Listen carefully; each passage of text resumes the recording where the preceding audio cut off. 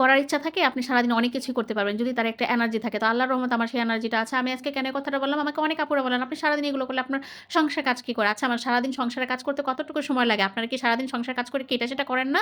সারাদিন বসে তো আপনার এইজনের গল্প, সেইজনের গল্প বলেন। তার কে কি করলো, কার শাশুড়ি কি করলো, তার ননদ কি করলো, তার জামাই কি করলো, সমস্ত গল্প আপনারা করেন। আমরা তো ওই গল্প বাদ দিয়ে নিজেকে নিজে ব্যস্ত থাকার চেষ্টা করি। তো যাই হোক আজকে চলেন একটা নতুন একটা খাবার আপনাদের সাথে শেয়ার করব। সেটা আমি আমার জীবনে আমি কখনোই খাবারটা খাইনি। আমার আজকে ফার্স্ট আমি এটা দেখে আমি নিজেই ফিদা হয়ে গেছি এটা কি একটা খাবার। তো সেটাই কিন্তু আমার প্যাকে ছিল। তো যাই হোক প্রথমে তো দেখেন এই যে আমার হাতে এই যে ফাইনালি সেই খাবারটা এটা আপনারা চিনেন কোন দেশে চিনেন অবশ্যই আমাকে জানাবেন। আমার জীবনে আমি আজকে ফার্স্ট এটা দেখলাম। এখন অনেকে বলবেন জীবনটাই কতটুকু আসলে এইটুকু বয়সে অনেকটা জীবন পার করে ফেলছি। এখন এই সময় এসে যেহেতু এটা দেখছি তাহলে মনে করেন যে বাকি জীবনে আরো অনেক কিছু দেখার বাকি আছে কিন্তু জানি না আল্লাহ তাআলা সেটা আমার ভাগ্যে রাখছে কিনা। তো আমাদের পৃথিবীতে কিন্তু অনেক রকমের খাবার আছে যেটা কিনা এখন পর্যন্ত আমরা চোখেই দেখি নাই। তো আমাদের কাছে মোবাইল আছে বলে হয়তোবা YouTube এ এটা সেটা অনেক কিছু দেখতে পারি। হয়তোবা অনেক কিছুই খেতে পারি না এই আরকি। কিন্তু অনেক কিছুই কিন্তু খাবারের জিনিস আছে। তো যাই হোক ১ম এ আমি এটা দেখে ভেবেছিলাম হয়তোবা কোনো জংলি কিছু একটা যে এটা কখনো কি খায়। পরে এটা আমাকে আমার ভাই বলল, "জাপাই নাকি ভর্তা খায়, এটা তরকারি খায়।" আমিও ফার্স্ট তো আমাকে এসে বলতেছে যে, "আমার মা অনেকেই খায় নাই, আমাকে দিছে।" তো আমার এক চাচির কাছে এগুলো হইছে। তো যাই হোক এখন সেটা এখন আমি এবার ট্রাই করে দেখব যে আমার এক চাচা গাছ লাগাইছে সেখানে আমার চাচি মানে এটা পরিচর্যা করে। তো সেখান থেকে আমার এটা নিয়ে আসা আরকি। আমাকে এ এ মানে মোট কথা আমাকে দিছে যে, "এটা খেয়ে দেখতে এটা কিরকম?" তো যাই হোক এখন আমি সেটাকে বললাম যে, "আমি কখনো ট্রাই করি না। আজকে ফার্স্ট ট্রাই করব। জানি না কেমন হয়।" একটা জিনিস দেখবেন আপনি যদি কিছু খেয়ে থাকেন তাহলে সেটা কিন্তু টেস্ট মানে সেটার খাবার একটা চাহিদা থাকে। আমি এটা কখনো খাইনি। ফার্স্ট টাইম আমি এটা করছি। তারপর আমি সেটা ভাবছি আপনাদের সাথে করে আমি রিভিউ দিব। ভাইরে ভাই আমি আমার জীবনে আমি মনে হয় এর মতো টেস্ট আমি কোনো ভর্তা খাই নাই। এত একটা টেস্টের খাবার ছিল।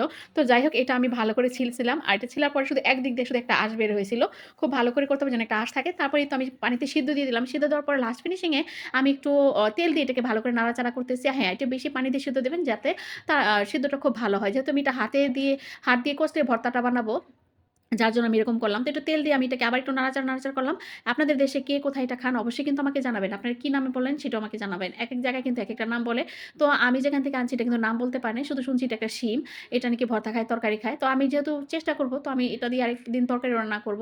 তো যাই হোক এখন আমি এটাকে ভালো করে ১ ফোঁটা পানি যেন না থাকে সেরকম করে নিচ্ছি। দেখতেই পাচ্ছেন আমি যে আমার প্লেটে রাখছি সেখানে কিন্তু ১ ফোঁটা পানি না একদম গা ঘেঁষা হয়ে গেছে।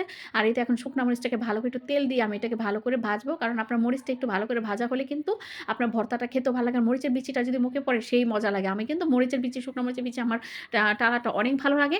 আর এই তো ফাইনালি এখন আমি নিলাম একটু পেঁয়াজ, ধনিয়া পাতা আর সেই ভাইরাল সেই শিম। এখন এটাকে ভালো করে কচলাচ্ছি। দেখতেই পাচ্ছেন আমি একটু মরিচ একটু অবশ্যই বেশি দিয়েছি। আমার ঘরে কিন্তু অতটা মরিচ খাওয়া হয় না। যেহেতু আমার ২ ছেলে খায় না। আর আমার জামাই তো আরো বেশি ঝাল খেতে পারে না। এখন আমি এটা একটু ভালো করে করছি। কারণ শোনেন যদি খারাপ হয় তাহলে একটু ঝাল হলেও দেখবেন চুপিচাপি সবাই খেয়ে ফেলবে। দেখবেন আপনি একটু ময় মসলা বেশি থেকে আপনি একটু ঝাল যদি বেশি দেন বলবে ঝাল হইছে। কিন্তু তারপর বলে কি না খুব টেস্ট হয়েছে। এটা কিন্তু একটা গোপন টিপস আমি আপনাদের সাথে শেয়ার করে দিলাম। তো যাই হোক এখন আমি একটু সরিষার তেল দিয়ে এটাকে ভালো করে মাখা করে এখন এই যে ভর্তাটাকে আমি টিপ দিচ্ছি। আর এটার ভিতর বিচিটা কিরকম মনে হচ্ছে জানেন? এই যে আমরা ঢেঁড়স খাই না? ঢেঁড়সের বিচিটা যেরকম গোল সেম এরকম ছোট কিন্তু ঢেঁড়সের বিচিটা একটু বড় থাকে। এটার বিচিটা একদম ছোট।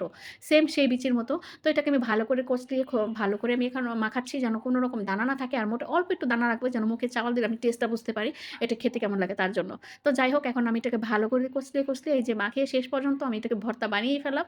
আর oh my God! ভর্তা বানানোর পরে এটার কালার দেখে আমার তো এখন জাস্ট খেতে ইচ্ছা করতেছে। আর আমি এখন অলরেডি একটু খেয়েও ফেললাম। খাওয়ার পরে দেখলাম যে এত মজা লাগছে বলার বাইরে। আর এটা গরম ভাতের সাথে সেই টেস্ট। এর মানে এটা চিংড়ি মাছ দিয়ে রান্না করলে মনে হয় আরো মজা লাগবে। তো এই ভাইরাল শিমটা কে খেয়েছেন অবশ্যই আমার কমেন্ট বক্সে জানিয়ে দিবেন। আজকের মতো এখানে সবাই ভালো থাকবেন। বাই।